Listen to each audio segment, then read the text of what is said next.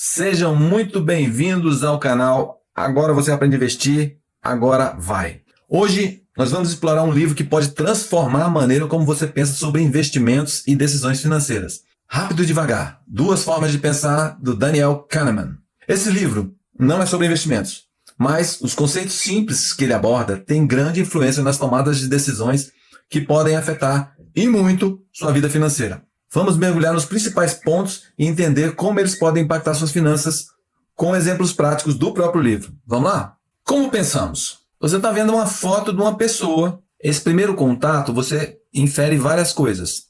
Ela tem cabelo escuro, parece estar com raiva, e ela, inclusive, parece que ela está prestes a dizer palavrões. Isso é, nós já estamos inferindo sobre futuro, só de olhar a imagem. Provavelmente ela vai falar isso em voz alta. Quem está com raiva fala em voz alta. Agora, essa outra imagem aqui, 17 vezes 24, bom, você já para e pensa, isso é uma multiplicação. Eu posso fazer essa multiplicação, ela é factível, não é? Talvez você não faça de cabeça, ou talvez faça, mas abre um leque de possibilidades. Você imagina o seguinte, o resultado disso é X. Se você para pensar um pouquinho, você vê assim, 10 vezes 24 dá 240, 2 vezes 240, 480. Então, esse X está entre 240 e 480. Isso é um cálculo. Você já pode continuar o cálculo de cabeça. 480, mas não é 20 vezes que eu estou multiplicando, são 17 vezes. Então, 24 vezes 3 dá 72. Não é? 17, 17, 17. E por que eu fiz essa conta? Porque é 20 vezes 480, 17 vezes, dá quanto? Bom, a gente pega o 72 e subtrai do 480. 72 menos 480 vai dar 416. Pronto, a gente fez a conta de cabeça. Entenderam? Só que tem um probleminha. Foi fácil? É razoavelmente fácil essa conta. Só que não dá para fazer ela da mesma forma como a gente olhou a imagem. O pensamento aqui é rápido, aqui ele é devagar. Então, é sobre isso que esse livro fala. E nós utilizamos isso o tempo inteiro. Um é rápido, compulsivo, e o outro é devagar, preguiçoso. Mas a gente vai ver isso bem detalhado e você vai entender como é que isso funciona. Primeiramente, quem é Daniel Kahneman? Bom, ele nasceu em Tel Aviv, dia 5 de março de 34. Em 1954, ele se tornou bacharel em Psicologia e Matemática em Jerusalém. Bom, ele nasceu em Tel Aviv, então ele é israelense. Depois, ele tirou o PhD dele, fez o doutorado dele na Universidade da Califórnia, em Berkeley, Estados Unidos, em 1961. A carreira acadêmica dele foi na Universidade Hebraica de Jerusalém, de Michigan, Harvard e Princeton. Ele teve uma carreira acadêmica muito ativa. Ele teve uma parceria muito grande com essa pessoa, Amos Tversky. Essa pessoa foi um incentivador para esse tipo de trabalho de finanças comportamentais que ele acabou desenvolvendo pela vida. Essa colaboração teve muitos estudos inovadores. A partir dessa colaboração, eles criaram a tal da teoria da perspectiva, que culminou no Prêmio Nobel em Ciências Econômicas, 2002. Infelizmente, o Amos Tversky, ele morreu muito cedo, ele morreu com 54 anos. Mas o Daniel Kahneman faz questão de lembrar que se ele ganhou um Prêmio Nobel, o Amos está participando disso ativamente também, apesar de não estar presente. E, infelizmente, agora recentemente, dia 27 de março de 2024, o Daniel Kahneman nos deixou. Ele morreu em Nova York, em Manhattan. Esse é Daniel Kahneman. Para a gente entender um pouquinho os dois sistemas, eu gostaria que você acompanhasse esse teste com bastante atenção. É chamado de teste da atenção seletiva.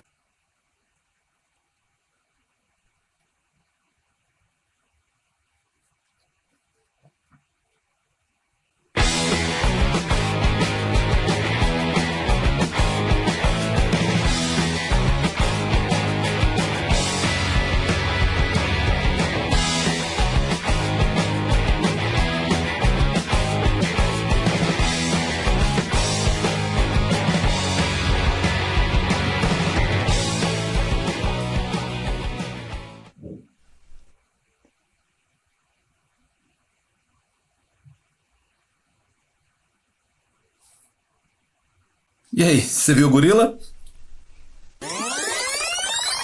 Olha ele aí. Vou mostrar que ele estava na filmagem.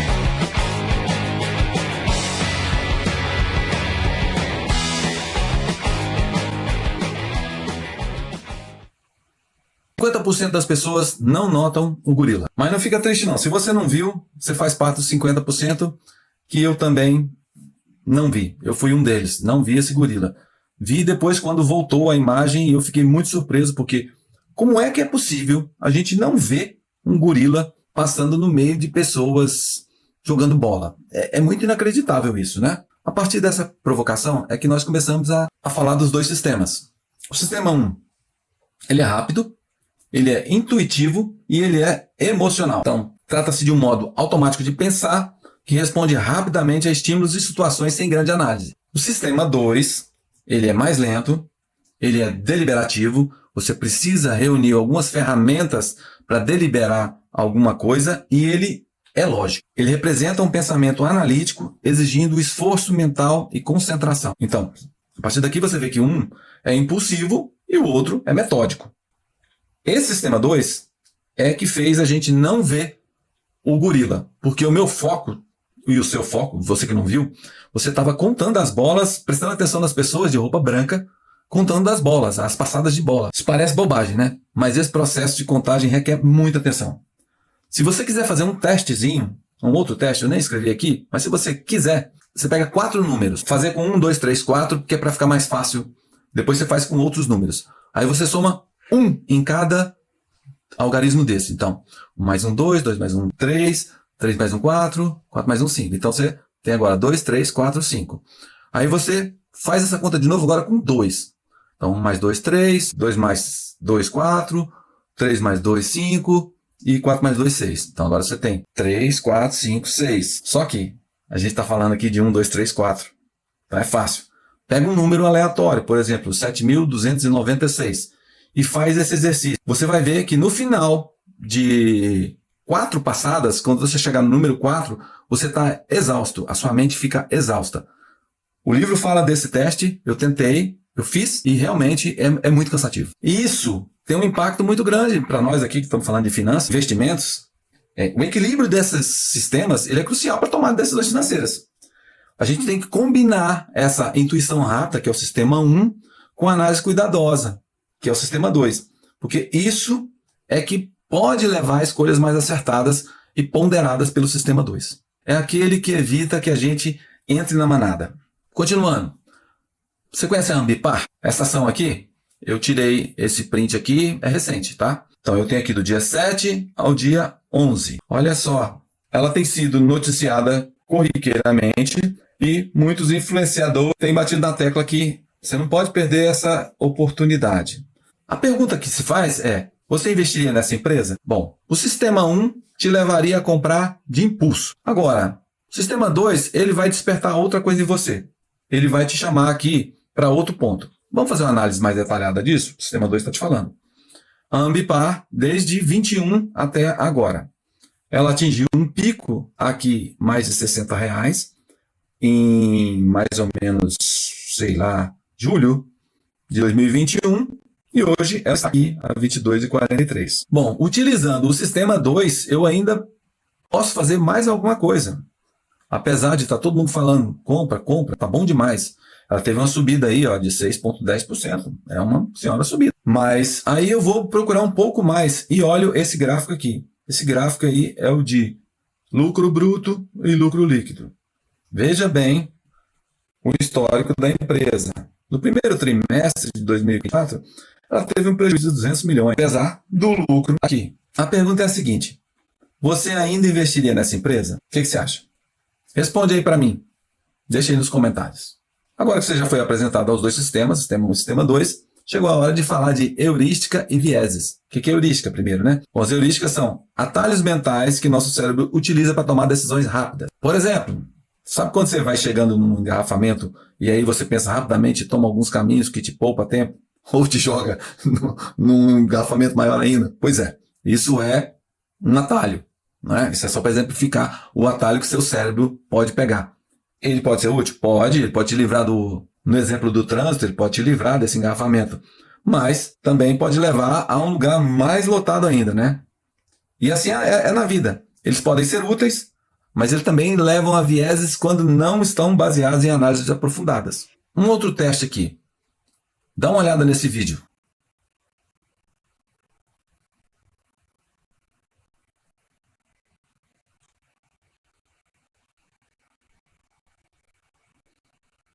Vamos falar aqui do teste de efeito de ativação. Eu tenho aqui duas palavras para serem completadas. O que você completaria aí? Provavelmente, muito provavelmente, você completou com bola e gato. Por quê? Porque você foi incentivado. Você viu um cara jogando bola e viu gatinhos correndo atrás de balão. Você foi sugestionado a responder bola e gato. Esse é um efeito de ativação muito comum no marketing. Mas nada impede que a resposta correta fosse essa: Bela e pato, que é a mesma construção, só que agora é um E e um P. Então, essa informação que você recebe e você acha que não tem muita participação no seu processo mental, ela te influencia. Se você respondeu bola e gato, tá aí a prova que você é influenciado. Outro ponto, vamos supor que tem um mercado aqui e as pessoas estão falando compra TI, fique rico, compra TI, agora a oportunidade da vida. Isso no início dos anos 2000, essa era a corrida do pote de ouro no arco-íris. Por quê? A gente tinha Apple, a gente tinha Google, a gente tinha, na época era Facebook, agora é Meta, a gente tinha a Amazon e a Microsoft, que são as grandes empresas de tecnologia. Mas na mesma época estavam surgindo outras empresas, que eram startups, que por exemplo tinha essa Kibi e essa Zirtual. No movimento de massa, a gente é muito levado a tentar acertar qual é o próximo Google, ou qual é a próxima Apple, ou a próxima Amazon. Nesse momento, você pode ser levado a comprar essa empresa Kibi, essa Zirtual, mas o Sistema 2 te chama para uma outra análise. Kibi. O que é a Kibi? Uma plataforma de streaming de vídeos curtos com foco especialmente em dispositivos móveis. Parece muito com o TikTok, né? O negócio contava com executivos respeitados no quadro societário com experiência de empresas renomadas como a DreamWorks e a HP. São duas grandes empresas, né? Tudo para dar certo. Embora ela tenha arrecadado 1,75 bilhão com investidores, ela teve problemas para atrair assinantes e não conseguiu gerar receita suficiente para cobrir os custos operacionais. O que aconteceu? Em 2020, a Kibi vendeu sua biblioteca de conteúdos para a Rockwell e anunciou o encerramento das operações. E as Zirtual? Assistentes virtuais pessoais, uma tendência em tempos de inteligência artificial é a automação de tarefas rotineiras. Parece um movimento muito provável, não é isso?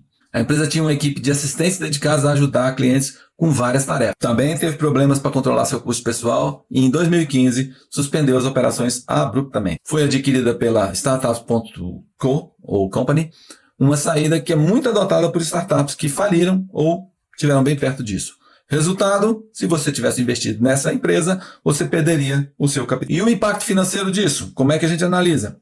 Bom, esses atalhos, eles são úteis na vida da gente, tá? Mas eles também podem resultar em decisões erradas, especialmente em cenário de investimento, onde podem levar a avaliações distorcidas de riscos e recompensas. Então, no mercado, em finanças, sistema 2 deles. Outro ponto, confiança excessiva. Isso é um pecado mortal. Sabe, a humildade? Essa não existe na confiança excessiva. Você está vendo aí o gráfico de um fundo famosão.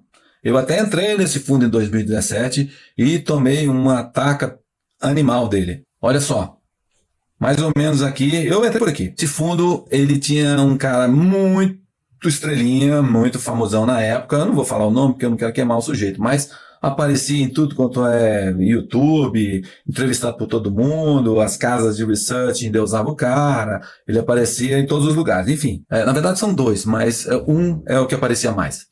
Então, esse fundo, ele estava indo muito bem, ele investia em ações, é um fundo de ações, esse Alaska Black aqui. E aí a linha do CDI. Aqui você vê que em 2020 ele estava aqui lá no topo, né? Já estava aqui em 200%. Só que veio a Covid e despencou. Bom, a retomada, para quem acompanha o mercado, sabe que a retomada do Covid até o final aqui de 2020 foi rápida também, recuperou, tomou outro tombo aqui. Chegou até aqui. Antes da gente continuar até os dias atuais, vamos ver o seguinte aqui, ó. Esse período aqui foi um período de bull market. Um bull market, para quem não sabe, é uma subida do mercado forte, tá? Então, ganhar com o mercado subindo, qualquer Zé Ruela faz, tá? O duro é ganhar dinheiro quando o mercado está caindo. Mas vamos lá.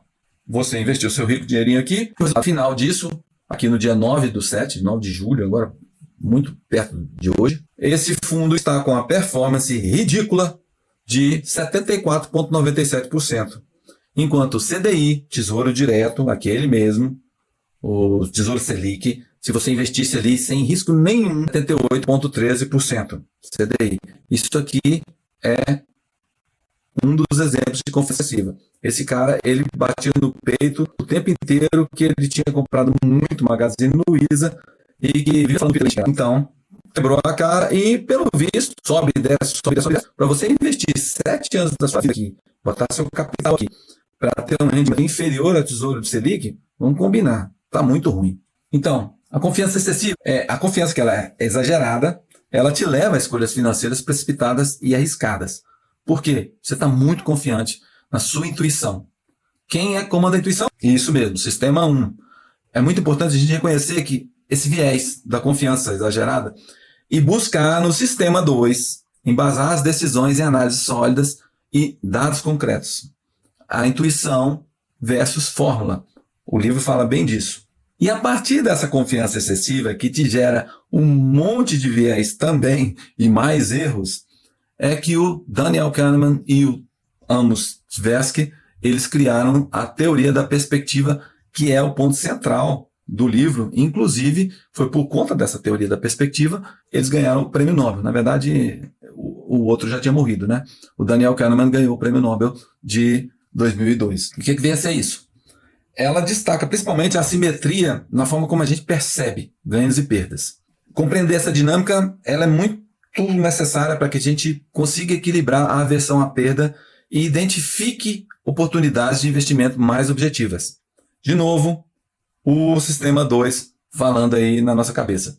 Vamos um exemplo. Você tem um jogo de moeda aqui, cara ou coroa. Você sabe que é 50% a chance de dar cara ou coroa. Alguém te propõe, se der cara, você ganha R$2. Se der coroa, você paga R$1. O que você faz? Provavelmente você analisa e fala, por 50%, cara, é muita probabilidade, né? 50% é uma probabilidade alta para você ganhar. Então, eu vou jogar. Beleza, joguei. Aí, o jogo vai ficando mais sério. Chega, o cara fala, você ganha R$1.000 se der cara, você perde R$500 se der coroa. Se você for, como a maioria das pessoas, você vai desistir desse jogo. Por quê? R$500 já começa a ser uma quantia expressiva, a não ser que você seja milionário.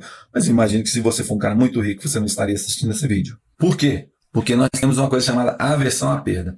A forma que a gente percebe a perda, ela é muito mais dolorida do que o prazer que a gente sente quando a gente ganha. Então, a teoria da perspectiva, ela analisa principalmente, na verdade ele dá vários modelos, ela analisa principalmente essa assimetria entre a perda e o ganho. Por que a gente se sente tão diferente assim? Vamos aqui na VEG3, outro exemplo aqui mais voltado para a finança. Bom, você sabe que a VEG3 é a Coca-Cola do Brasil, né? Essa empresa só dá felicidade para quem investiu nela. Vamos supor que você, lá em 2010, você comprou essa ação por 2005. Em 2019, dia 1º de janeiro, 9 anos depois, você já tinha ganhado aqui, ó, 8,70 para 2,05, isso dá 324,39%. Isso é uma senhora rentabilidade. Bom, você já ganhou muito, mas lembra da versão à perda? Ela começa a buzinar a sua cabeça. Oh, você pode perder, esse negócio pode cair. Apesar de você ter utilizado o sistema 2 para fazer um estudo na VEG e saber que ela é a Apple brasileira, que é uma empresa redondinha, que não dá prejuízo, só dá lucro. Enfim, ela cresce todo ano. Enfim, apesar de tudo, você se desfez da ação aí porque você queria 324% no bolso. Mas só que, dia 12/7/2024, ela está nos incríveis R$ 45,42. Isso dá 2.115,61 por causa dessa aversão à perda, por causa dessa dor que você sente quando perde e do prazer quando você ganha. A assimetria é muito grande. Você não aguenta segurar, você se desfaz disso. Então, tem jeito de se livrar disso? Não. Mas, se a gente tem consciência disso, a gente consegue domar essa fera um pouco. Reconhecer o papel das emoções nas escolhas financeiras pode levar à estratégia de investimento mais equilibrada.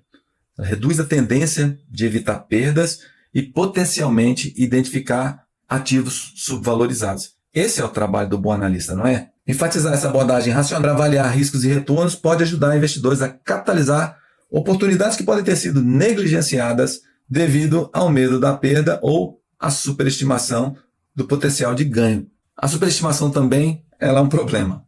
Quando você superestima uma ação e ela não dá aquilo tudo e pelo contrário ela cai, também te faz perder dinheiro. Com a teoria da perspectiva já sabida, você é apresentado aos seus dois eus. Um eu experienciador, um que vive o presente, e o eu memorável. Ele é aquela pessoa que vive, não que ele está preso ao passado, mas ele relembra o passado muito fortemente. A dualidade entre esse eu que experiencia e o eu que lembra, ela pode impactar significativamente a tomada de decisões financeiras. Frequentemente, ela nos leva a escolhas influenciadas por memórias distorcidas. Vou dar um exemplo aqui para vocês. Imagina aqui, são gêmeos, né? Um carinha ali sério e o outro experienciador. O cara do presente, ele não tá nem aí pro que aconteceu. Ele quer viver o hoje, dane-se, né? E tem o eu memorável que tá com essa carinha triste aí.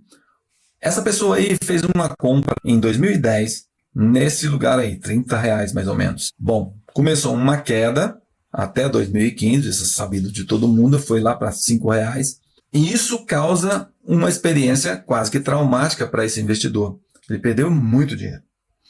Bom, muda a forma de política, muda a economia do país, muda um monte de coisa. Em 2019, aparece aqui uma oportunidade de comprar, que seria uma boa escolha para um investidor mais atento. Mas essa pessoa que teve uma experiência negativa, anos depois ela ainda vai considerar um novo investimento.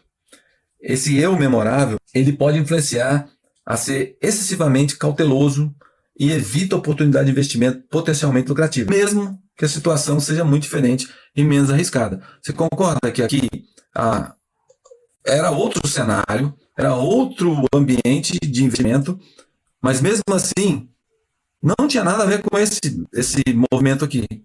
Não tinha nada a ver com o contexto dessa época aqui.